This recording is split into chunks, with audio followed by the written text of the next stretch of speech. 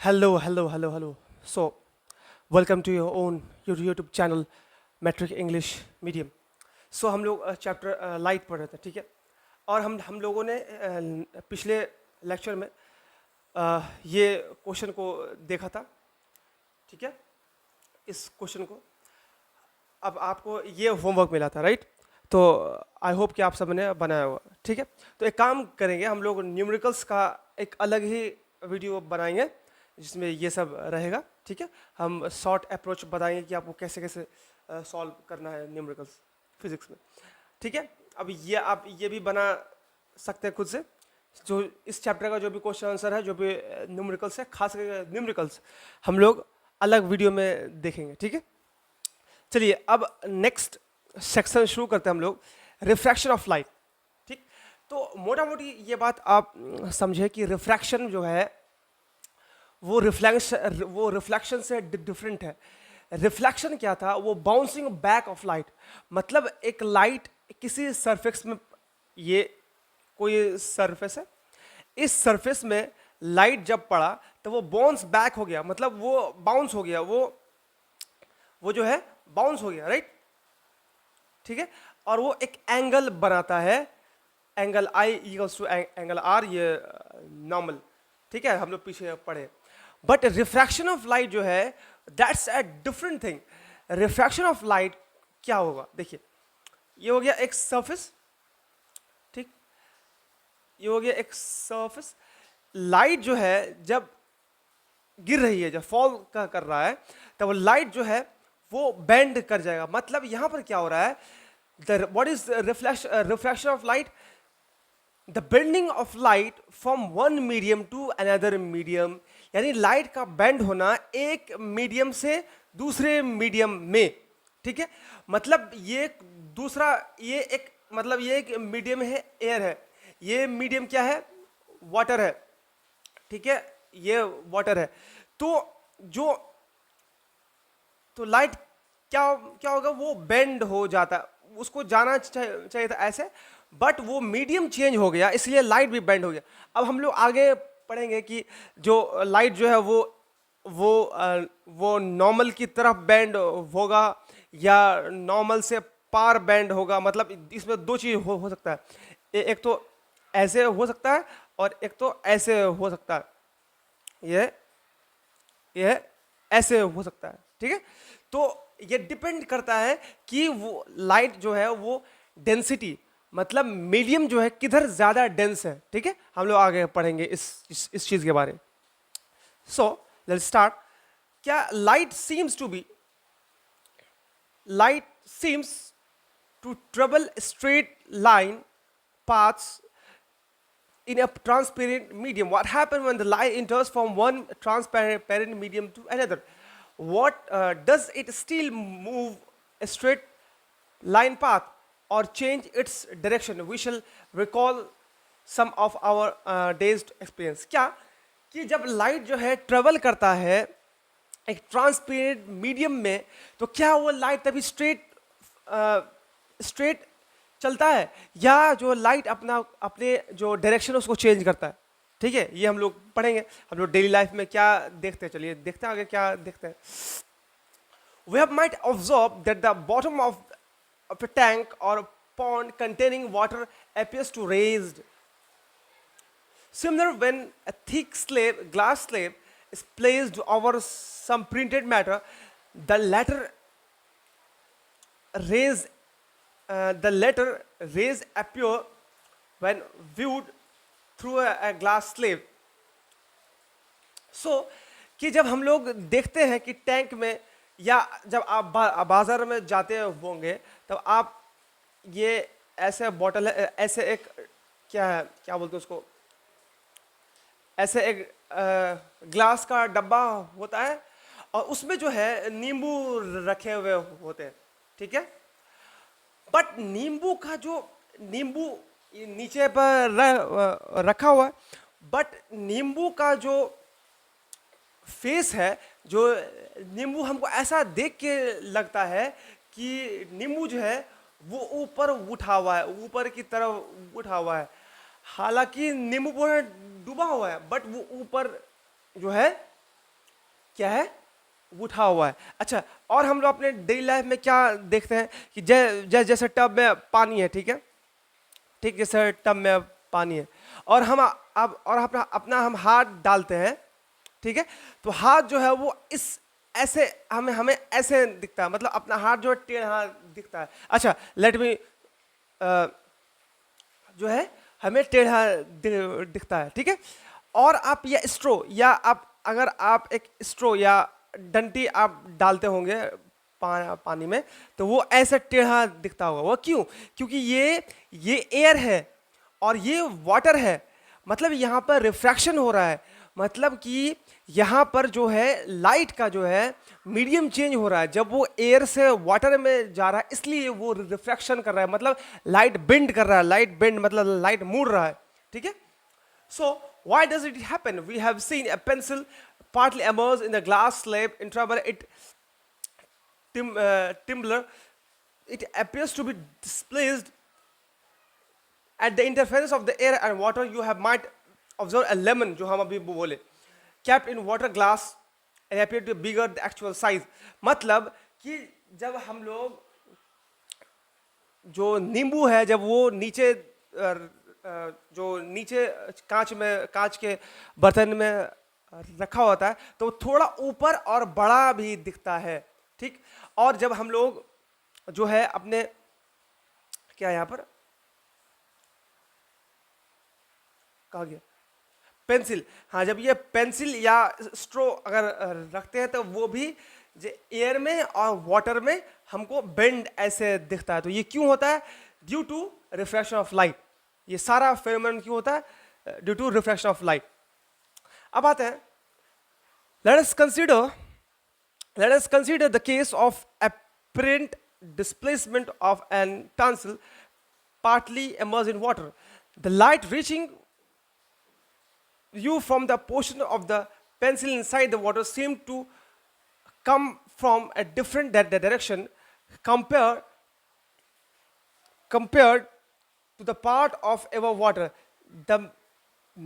This makes the pencil appear to be displaced at interference. For similar reason, the latter appear to be raised when seen in the, मतलब क्यों जब हम लोग refraction देख रहे हैं तो एयर से लाइट जो है वो अलग तरीके से रिफ्लेक्ट करेगा और वाटर से अलग तरीके से रिफ्लेक्ट करेगा। क्यों? क्योंकि एयर में जो लाइट का स्पीड है वो अलग होगा। एयर में लाइट का स्पीड ज़्यादा होगा कंपेयर टू वाटर। वाटर में लाइट का स्पीड कम होगा, इसलिए वो जो हमें दिख रहा है वो जो है कोई भी लेटर या लेमन जो है वो बड़ा बिगर साइज का दिख रहा है, ठीक है। Does a pencil appear to displace to be same does a pencil appear to be displaced to at same extent if instead of water we use liquid like kerosene, turpentine? Will the letters appears to be raised in the same height if you replace the glass slab with the transparent plastic slab? You will find that the extent of the effect of is different for different media. मतलब कि अगर पानी की जगह अगर हम kerosene देंगे तो क्या या और कुछ देंगे तो क्या हमें वो सेम चीज देखने को मिलेगा? सेम नहीं मिलेगा। क्यों? चाहे वो थोड़ा और ज्यादा बड़ा दिखे पेंसिल या जो भी हम लोग पानी के अंदर है, या वो थोड़ा बड़ा या छोटा दिखे, वो डिपेंड, क्योंकि अगर मीडिया चेंज हो रहा है, अगर मीडिया चेंज हो रहा है, वाटर की जगह अल्कोहल है या वाटर की जगह अगर केरोसिन है तो वो चेंज हो जाएगा। उसमें उसका अलग हम लोग आगे पढ़ेंगे, उसका रिफ्रैक्टिव इंडेक्स अलग होगा, लाइट का स्पीड वहां पर अलग होगा, तो वो अलग कुछ बनाएगा। The observation that indicates the light does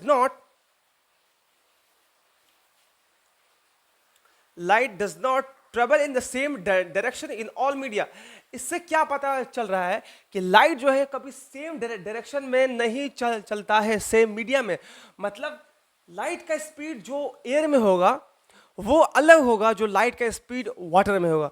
light का स्पीड जो वाटर में होगा वो अलग होगा लाइट का स्पीड जो केरोसिन में होगा। लाइट का स्पीड वो अलग होगा किससे?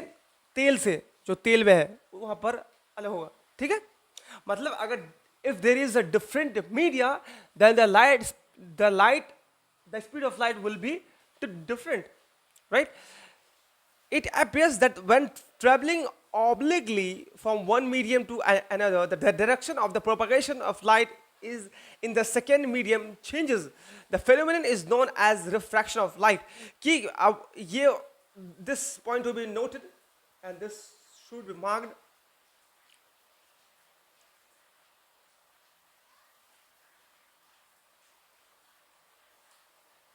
क्या है अपन कि जो लाइट जो ट्रेवल कर रहा है एक मीडियम से दूसरे मीडियम पर और उसका डायरेक्शन चेंज हो रहा है, ठीक है, तो उस फेनोमेनन को क्या बोलते हैं हम लोग? Refraction of light. इसलिए यहां पर अगर आप देखें, जैसे ये एक मीडियम, ये एक ट्रांसपेरेंट मीडियम है, ये गया यहां पर, इसका डायरेक्शन जाना चाहिए ये पूरा ऐसे, बट ये अपना डायरेक्शन चेंज कर लेता है, ठीक है। यहाँ पर एयर है, यहाँ पर वाटर है, या एयर है वाटर है, दैट मीन्स कि ये क्या हो रहा है? Refraction, the bending of light due to travel of light in one in different media, या when the light travels through one media to another media, it will bend. The bending of light when it travels through one media to another media. Let us understand the phenomenon further. अब आगे हम लोग फिर से पढ़ते हैं, क्या है? The coin visible again on pouring water into the bowl, the coin appears to slightly raise above its actual position due to the refraction. मतलब ये कॉइन है, कॉइन यहाँ पर है, लेकिन रिफ्रैक्शन के कारण, क्योंकि वाटर का और एयर का हम लोग एयर से देख रहे हैं और वाटर का एक अलग रिफ्रैक्टिव इंडेक्स है, इसलिए लाइट बेंड हो रहा है, तो हमें ऐसा फील हो रहा है कि ये जो कॉइन है ये यहाँ पर है, राइट? लेकिन असल में कॉइन होता यहाँ है, लेकिन हमें यहाँ दिख रहा है due to refraction of light, ठीक है।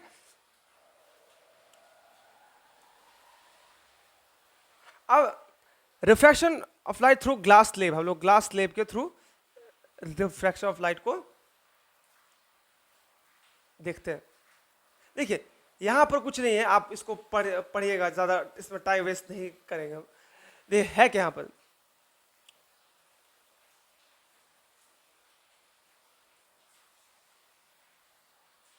देखिए हो क्या रहा है, ये यहां पर एयर है, ये ग्लास है, फिर यहां क्या है? एयर है, ठीक। अच्छा, तो यहां पर हो क्या रहा है? ये जो रे है इसको क्या बोल रहे हैं? इंसिडेंट रे, ठीक। Straight light, take straight line, ठीक ठीक ठीक। ये क्या है? इंसिडेंट रे, ये है इंसिडेंट रे, ठीक। अब देखिए इस लाइट को तो ये ऐसे जाना चाहिए था, है ना? Wait, let me refresh. ये है इंसिडेंट रे, इस लाइट को पूरा ऐसे जाना चाहिए था। अरे यार, ठीक है, चलिए ये देखिए, इस लाइट को ऐसे जाना चाहिए था, ठीक। बट जो है ये लाइट क्या हो रहा है? ये हो गया आपका नॉर्मल, ये हो गया नॉर्मल, ये बन रहा है ये बन रहा है क्या? Incident ray. ये क्या बन रहा है? एंगल ऑफ इंसिडेंट, ये एंगल ऑफ रिफ्रैक्शन, ये रिफ्रैक्टेड। अब देखिए तो हम क्या बोले पहले, देखिए ये जाना चाहिए था इसको पूरे स्ट्रेट लाइन, लेकिन ये बेंड हो जा रहा है अपने जगह से। देखिए ये जो है ये इतना एंगल ये बेंड हो गया, ठीक है। अच्छा, इसको हम ऐसे समझते हैं, इसको एक फ्रेश पन्ने में समझते हैं, ये ज़्यादा कंफ्यूजिंग है।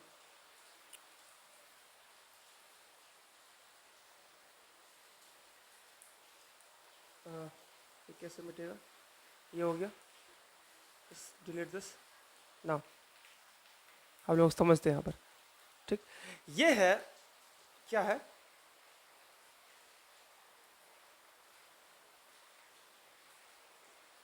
ठीक, ये है आपका, ये है आपका अंदर, ये है,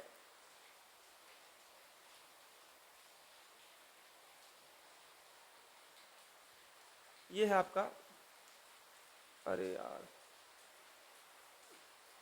पेन कहाँ गया ये पेन चाहिए, ये है आपका ग्लास, और ये बाहर वाटर है, सॉरी ये एयर है, ये बाहर एयर है, ठीक। अब एक लाइट जो है वो इंसिडेंट हो रहा है इस पर, ठीक। ये गया, wait wait wait wait wait wait wait, ठीक, ये देखिए, ये गया, ये पूरा ऐसे होके, ये ऐसे होके, ये ऐसे चला गया, इसको देखिए बहुत गौर से, ठीक, ठीक है, चला गया। लेकिन असल में लाइट का रे जो है वो इस तरीके से जाना चाहिए था, असल में लाइट इस तरीके से जाना चाहिए था, बट लाइट इस तरीके से नहीं जा रहा है। कैसे जा रहा है आप पहले यहां समझे। ये क्या बन, ये आपका हो गया इंसिडेंट, सॉरी ये हो गया इसका आपका नॉर्मल, ठीक ठीक ठीक ठीक। अब गौर से समझिए, लाइट जो है वो यहां से बेंड, देखिए इसमें रेड लाइट, ब्लैक ले लेते हैं, यहां से बैंड होके वो यहां पर आ गया, ठीक। मतलब आपका ये इंसिडेंट रे, इसको ये हो गया इंसिडेंट रे, इंसिडेंट रे, और ये हो गया आपका, ये हो गया आपका रिफ्रैक्टेड रे, रिफ्रैक्टेड रे, ठीक है, रिफ्रैक्टेड रे। ये हो गया एंगल आई, ये हो गया एंगल आर, ठीक। ये अब देखिए क्यों हुआ ऐसा, ऐसा क्यों हुआ, इसको पहले समझिए। ये है आपका एयर, ये है आपका ग्लास, ठीक। और हमें पता है कि glass is more denser then air, glass ज्यादा डेंस है एयर से। हम लोग आगे और विस्तार से इसको पढ़ेंगे, ठीक है, ठीक है, ये बात पता है।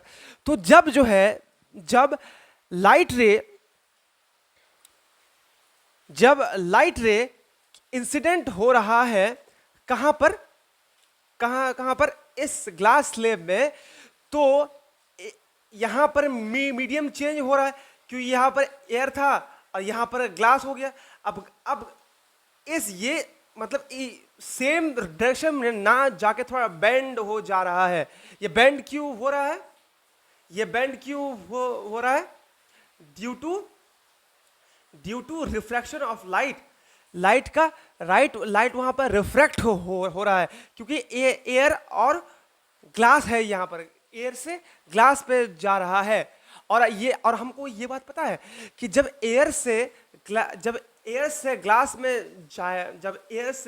में जाएगा तो वो नॉर्मल की तरफ, ये है नॉर्मल, वो नॉर्मल की तरफ बेंड करेगा, ये नॉर्मल की तरफ बेंड करेगा। ये इधर जा रहा था, लेकिन ये नॉर्मल की तरफ बेंड करेगा, ये इधर बेंड कर रहा है ना, देखिए ये जा रहा है इधर, बट ये नॉर्मल की तरफ बेंड कर गया, ये है हमारा नॉर्मल, ये इसकी तरफ बेंड कर गया। तो हमें इससे क्या पता चला, अगर हायर से, अगर रेयर से डेंसर जाएगा तो लाइट नॉर्मल की तरफ शिफ्ट करेगा, ठीक। ये तो देख लिए। अब इसका उल्टा यहां पर होगा, क्या होगा देखिए। अब देखिए, ये ब्लैक हम यूज कर रहे हैं, होना क्या चाहिए था, इसको जो है सेम पूरा ऐसे जाना चाहिए था। आई थिंक ये होगा नहीं, इसको ऐसे जाना चाहिए था। एक मिनट।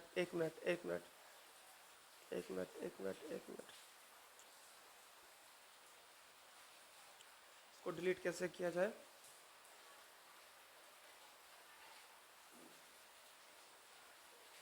हाँ यस, ठीक है। अब देख इसको जो है इस, अरे यार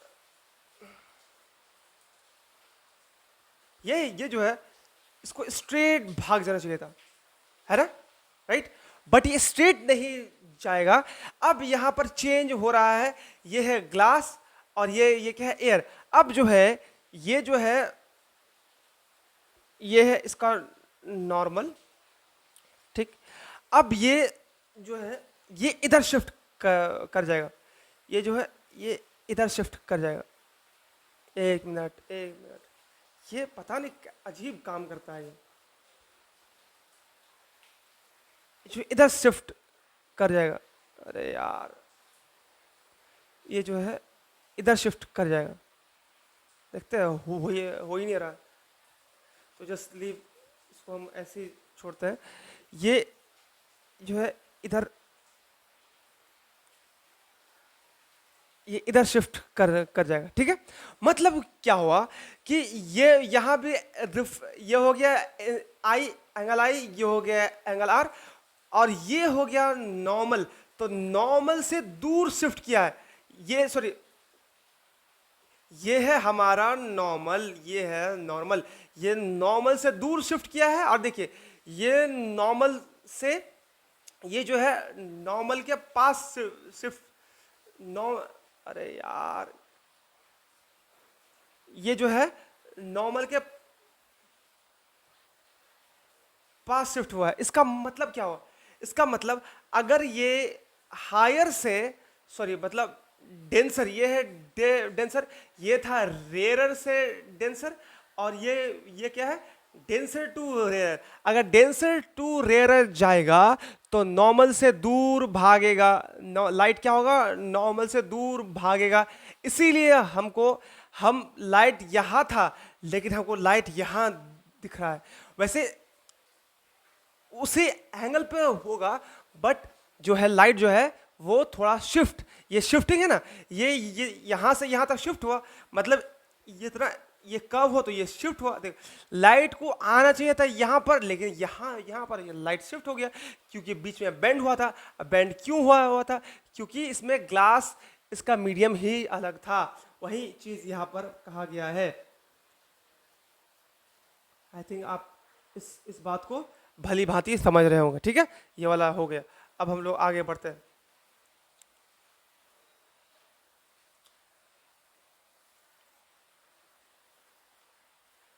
अब ये भी सेम चीज है, यहां पर भी सेम जो लॉ ऑफ रिफ्लेक्शन हम लोग पढ़े थे वो सेम है। मतलब जो यहां पर जो सेम होगा, इंसिडेंट रे, रिफ्रैक्टेड रे एंड द नॉर्मल जो है to the interference of two transparent media कहां पर रहेगा, point of incidence lie on the same plane, है ना। देखिए यहां पर सेम प्लेन में लाई कर रहा है ना। देखिए ये हो गया आपका इंसिडेंट रे, और ये हो गया रिफ्लेक्टेड रे, और ये है नॉर्मल। टू इंटरफेरेंस में यानी ग्लास और एयर के इंटरफेरेंस में मिल रहा है, यानी ये ये हो गया पॉइंट ऑफ इंसिडेंस, ये हो गया पॉइंट ऑफ इंसिडेंस, ठीक है ना। आ गया, what is that? ठीक है। और सेम अब ये क्या है, the ratio of same angle of incidence to the sine angle of refraction is constant for the light is given color and for given pair of media. The law is always known as Snell's law, यानी इतना। अब इस Snell's law हमको ये याद होना चाहिए, ये है Snell's law। आप क्लास 12 में पढ़िएगा इसको, बट ये है Snell's law। Snell's law क्या कहता है कि sine I by sine R is equals to constant, या इसको हम जो रिफ्रैक्टिव इंडेक्स भी बोलते हैं, ठीक है। देखिए ये क्या है,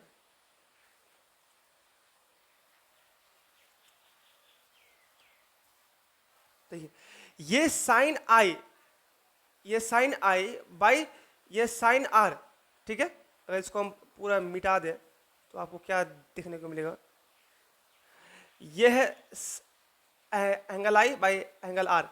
तो बोल ये रहा है कि the ratio of sine angle R by ratio sine angle I by sine angle I by sine angle R is equals to refractive index और कांस्टेंट।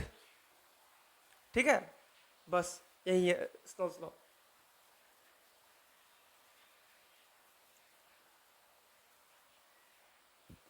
इसी को बोलते हैं हम लोग रिफ्रैक्टिव इंडेक्स। और जो है this is true for angle. हाँ, एंगल कब, जो एंगल जीरो, जो एंगल आई वो होगा वो जीरो से कम वो होगा और 90 से ज्यादा होगा। The constant value is called refractive index, the second medium और रिस्पेक्ट टू फर्स्ट मीडियम। यही कांस्टेंट वैल्यू को हम लोग रिफ्रैक्टिव इंडेक्स बोलते हैं। अब आगे हम लोग पढ़ते हैं कि रिफ्रैक्टिव इंडेक्स होता रिफ्रैक्टिव इंडेक्स होता क्या है, रिफ्रैक्टिव इंडेक्स क्या है, आगे देखते हैं। You have already studied that a ray of light that travels obliquely from one transparent medium to another will change its direction in the second medium। कि हम लोग ऑलरेडी पढ़ चुके हैं कि जब कोई लाइट जो है ऑब्लिकली ट्रांसपेरेंट मीडिया की मदद से जब एक मीडियम से दूसरे मीडियम जाएगा तो अपना डायरेक्शन चेंज करेगा। The extent of the change in the direction that take place in a given period media was expressed may be expressed in the term of refractive index। और वही change को कि कितना angle change हुआ, मतलब light जो है वो यहाँ पर आया, इसको जाना चाहिए था यहाँ पर, लेकिन वो लाइट जो है वो इतने दूर से जा रहा है, तो इसमें क्या हुआ, ये इतना चेंज आया है ना। तो कितना चेंज आया उसी को दर्शाने का तरीका को हम लोग क्या बोलते हैं, रिफ्रैक्टिव इंडेक्स। ठीक है, अब आते हैं refractive index can be linked to an important physical quantity, the relative speed of propagation of light in different media. It turns out that the light propagate with different speed in the different media. Light travel faster in vacuum with speed इतना। मतलब क्या हुआ कि ये एक ऐसा physical quantity है, एक इंपॉर्टेंट फिजिकल क्वांटिटी है जो रिलेटिव स्पीड दिखाता है प्रोपेगेशन ऑफ लाइट, यानी डिफरेंट मीडिया में लाइट का स्पीड डिफरेंट होगा, तो वो दिखाता है कि लाइट का स्पीड हर एक मीडिया में किस, मतलब देखिए, मतलब दो मीडिया होगा और वो कंपैरिजन दिखाएगा कि दो मीडिया में किस तरीके, मतलब उसके बने इसमें कितना लाइट का स्पीड हो। जैसे अगर एयर में लाइट है 2 3 × 10⁶, तो वाटर में उसके बनिस्बत, उसके क्या बोलते हैं उसको, उसके रिलेटिवली वाटर में लाइट का स्पीड क्या होगा, ये हम लोग देखते हैं रिफ्रैक्टिव इंडेक्स से। तो यहां पर क्या कहा गया है, light travels faster in vacuum with speed of 3 × 10⁸। Light जो है वो फास्टेस्ट, यानी बहुत स्पीड किस में चलता है, वैक्यूम में। कितना स्पीड, वैक्यूम मतलब खाली जगह जहां पर एयर ना हो, जहां पर एयर ना हो, तो उसका स्पीड क्या होगा, 3 × 10⁸ मीटर पर second. In air the speed of in air the speed of light is normally mildly less compared that in a vacuum। ठीक है, it reduces the considerably light in glass or water। मतलब कि जो speed of light जो air में होगा वो comparatively कम होगा कि किससे, वैक्यूम से। ठीक है, the value of a relatively refractive index for a given pair depends upon the speed of light in two media as given below। अब रिफ्रैक्टिव इंडेक्स डिपेंड करता है कि दोनों में स्पीड ऑफ लाइट क्या है, मतलब अगर एयर और ग्लास में कंपेयर कर रहे हैं तो वो डिपेंड करेगा उस पर। तो यहां पर देखिए क्या कि एक मीडियम है, दो मीडियम है, क्या है, पहला तो मीडियम एयर है तब ग्लास है, एयर ग्लास है। तो अब इस दोनों के बीच में हमको रिफ्रैक्टिव इंडेक्स निकालना है। तो फॉर्मूला क्या होगा, देखिए पहले यहां देख लेते हैं कि consider a ray of light traveling from medium 1 to medium 2 as shown figure number ये। let v1 be the speed of light in medium 1, यानी v1 क्या होगा, पहला जो मीडियम मतलब एयर में जो speed of light that is v1, and v2 is speed of light in vacuum, sorry medium 2, और v2 क्या होगा, speed of light in medium 2 यानी ग्लास में स्पीड ऑफ लाइट क्या होगा v2, मतलब ग्लास में जो स्पीड ऑफ लाइट है उसको v2 मान रहे हैं और जो एयर में स्पीड ऑफ लाइट है उसको v1 मान रहे हैं। ठीक, अब क्या है, the refractive index of medium 2 with medium 1, गौर से, the refractive index of medium 2, यानी अब क्या बोल रहा है, refractive index of medium 2 respect to 1, बहुत गौर से है ये बात को, is the ratio of speed of light in one by speed of light in medium 2।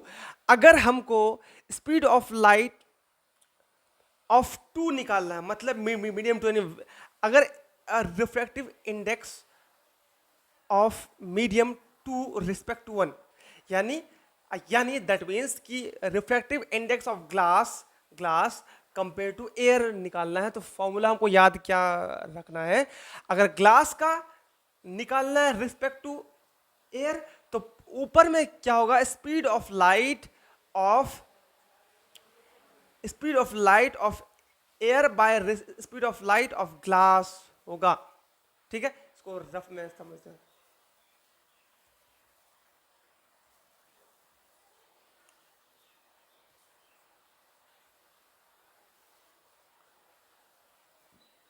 मतलब अगर ये है v1 क्या है, speed of light, speed of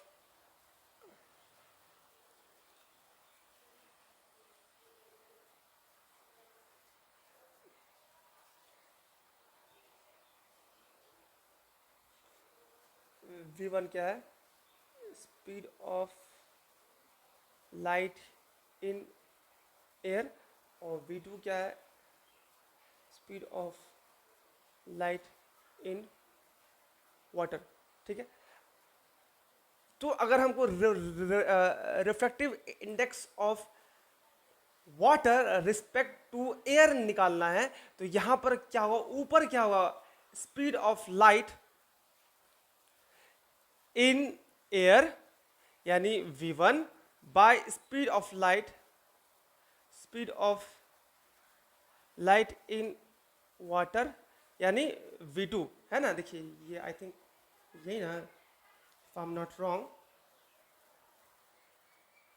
देखिए है ना, v1 बाय v2 है। बात को समझ रहे हैं कि जो मतलब जिसका रिफ्रैक्टिव इंडेक्स निकालना है उसका स्पीड ऑफ लाइट नीचे होगा, यानी हमको यहाँ पर निकाल रहे हैं refractive index of glass respect to air. तो यहाँ पर speed of light of glass क्या है, नीचे है, और speed of light of air ऊपर है। ठीक, और यहां पर देखिए, यहां इसका उल्टा हो रहा है। अगर रिफ्रैक्टिव इंडेक्स ऑफ एयर निकाल रहे हैं मतलब 1 रिस्पेक्ट टू ग्लास, तो यहां पर क्या हो जाएगा, उल्टा हो जाएगा। यहां पर speed of light in of glass by air है। यहां पर देखिए, अगर हमको बोलेगा कि refractive index of air compare to water, then क्या होगा, उल्टा, speed of light in water by speed of light in air हो जाएगा उल्टा। ठीक, मतलब v2 बाई v1, ये आपको याद रखना है, आपको बिल्कुल अच्छे से याद रखना है कि हमको किसका रिफ्रैक्टिव इंडेक्स किसके कंपैरिजन में निकालना है। जिसका रिफ्रैक्टिव इंडेक्स निकालना है वो उसका स्पीड ऑफ लाइट हमेशा डिनोमिनेटर यानी नीचे रहेगा। बस बस इतना याद रखिए।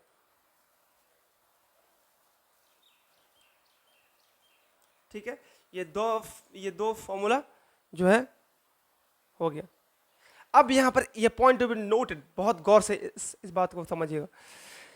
If medium one is vacuum और एयर, अगर मीडियम वन, अगर ये मीडियम वन एयर है या वैक्यूम है तो क्या होगा।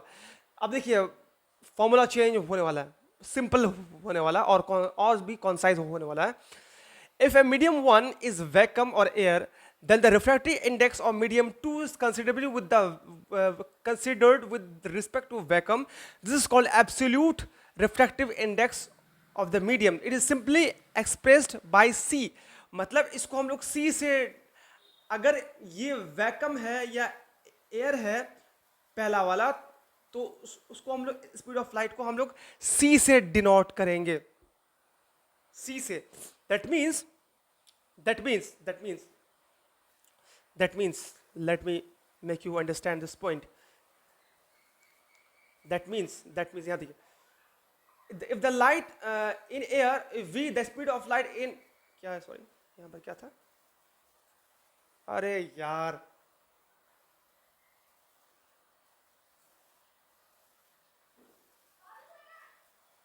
क्या है, it is simply represented at n2 if c is the speed of light, if c is speed of light in air is v, air, and v is the speed of light in the medium, then the refractive index will be an m, medium। यानी अगर speed of light air में दिया हुआ है, यानी speed of light in air है या vacuum में, तो हम उसको c मानेंगे, और मीडियम का हम लोग v मानेंगे, यानी मीडियम का हमको v मानना है, सॉरी हाँ यस, इसको v मानेंगे। अब इसको यहां पर हम कौन सा समझा रहे हैं, देखिए